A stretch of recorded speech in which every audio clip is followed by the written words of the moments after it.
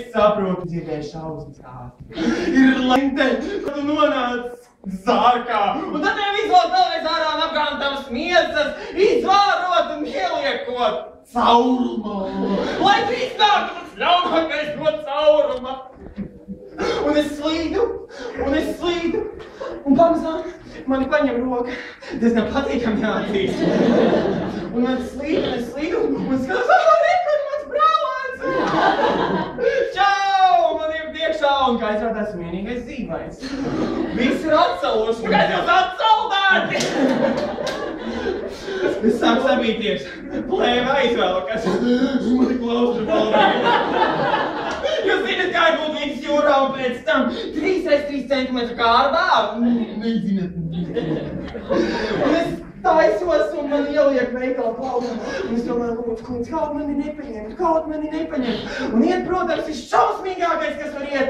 Maza meitene ar breketēm, lielu smaidu, lieliem zobiem, divām ostēm katra savā pusē, gluži kā mans brālēns pusi šķīlies. Un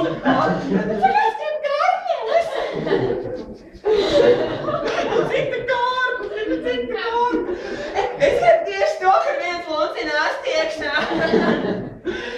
Kurš lucina aizvadies? Tā ir manējā. Un es paņemu. Nākamais kadrs ir, protams, mājās.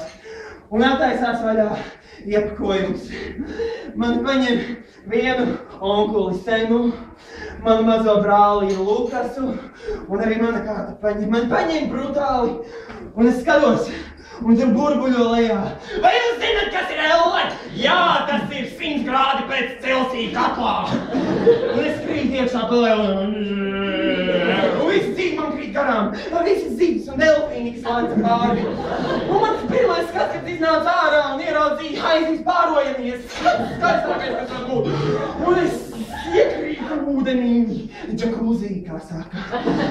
Un tad mani atkailina un izģērba vaļā. Un es zinu, ir tā stunda tuvu. Es liktenim vairs nepretošos. Man izģērbi. Vēl vēl drēbes un kails, un viņa pāri savu muti. Rekad es šķārkstu, un tas ir kā zāģi.